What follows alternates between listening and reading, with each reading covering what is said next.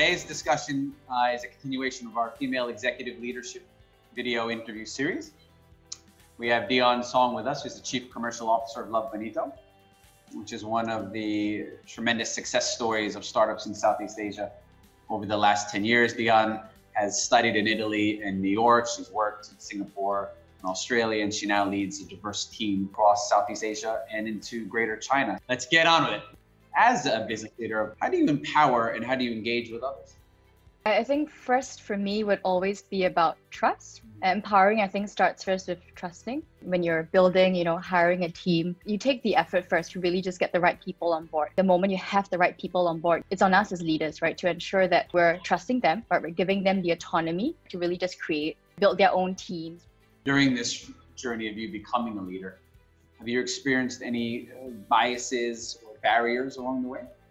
Yes, actually, in one of my first couple of roles, right, in the first company that I worked at, actually, given a promotion, I think 3-4 years into the role, right, into quite a senior position. We were one of the few females in actually the management team. And my predecessor, who was actually also a fellow female leader, right, one of the very few, told me on her way out, and she actually said that, hey, I think the men in the organization doing the same roles are actually getting paid more. And this is my one tidbit for you. Try to ask. Or at least have that conversation, right, when they do promote you. And until this day, I think I'm very thankful, right, that she gave me that heads up. But to be honest, of course, a little saddened. There was probably injustice as well. So I actually had a conversation with my bosses, right, and told them that, hey, I know that you're promoting me, but have heard that perhaps the packages for executives doing the exact same role across the organization are quite different. So if you do want me to sort of do this role as well, I do think I should be fairly paid and compensated. Of course, it was not just a gender thing. I was probably I think I was one of the youngest as well, right, on the management team. So I told them, give me a probation, right, even though you're promoting me for 3 months, we have the same expectations for this role. But if I do fine, give me this exact same salary that you would to the other executives. I passed the 3 months, got actually the same pay. But I think that was actually my first encounter with sort of biases, right, on that level as a female on the management team. Thinking back to when you started, is that what you imagined for yourself, or have you sort of stumbled into this role? I don't think I've seen myself, I guess, as a leader when I first started my career. Definitely stumbled into it. My first role, so I was fresh out of university then. And then I guess being in a very high growth startup, teams are quite big, right? Everyone's pretty young. And I was immediately thrown into a team of 3 that I had to manage. So that was my first encounter. I never actually thought of myself as a leader. I thought the role it's about managing, right? Am I delegating, right? Am I managing resources? Am I thinking about the scheduling, right? Am I thinking about the workflow? And that was my first encounter, right? As a leader, just scraping the surface of it. I think it has changed now. It's not just about delegating, right? It's not just about giving out duties and so on and checking off a list. One has to do so much more, right? You're actually a coach as well, really having to think about, the future of your team, their progression, right? How everything sort of fits in, right? What is that gameplay as well? What is that strategy? How does it fit in as well with the broader teams, right? And how do you form your teams? And it's not so much about even having a team of superstars, right? For instance, right? It's about having a team of complementary individuals, right? Whose strengths and weaknesses make up for each other as well. And having a very good harmonious interaction and collaboration. Over the years, whether it's unconscious bias or even just assumptions you've heard from people, have you experienced as a female leader any of these? I think definitely a couple sometimes, right? I think one, sometimes maybe not even as a female leader, but I think as a female, I guess, working in an organization, a lot of times, I guess, even now at Bonito, we have majority women. People come in and they have preconceived expectations that because, okay, it's a room full of women, right? It's going to be catty, right? It's going to be bitchy. It's going to be very gossipy, right? And sometimes we ourselves are the ones who have that preconceived notion as well. So I think that's one. Then I think as well, as a female leader, sometimes people do perceive you a little differently, right? If you're firm, if you're fierce, if you're strict, right? If you know what you want, you can sort of come across as a boss bitch.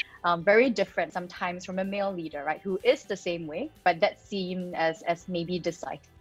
And I think these are maybe quite common stereotypes, but I do think it still exists today at the workplace.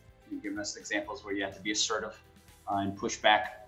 To do so, there's a level of confidence needed. Another word for that's being brave.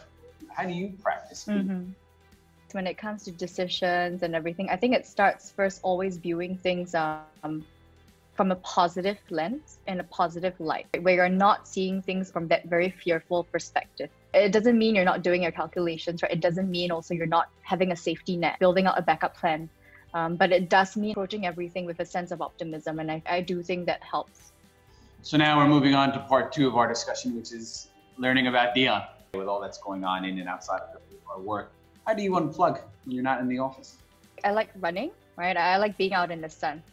And that really energizes me. When I used to be a lot younger, I was always going for long runs, right? And it was something I really enjoyed. Before circuit breaker as well, you're always constantly just in the office. So this circuit break, I rediscovered my love for running outdoors. You're sort of listening to a good tune.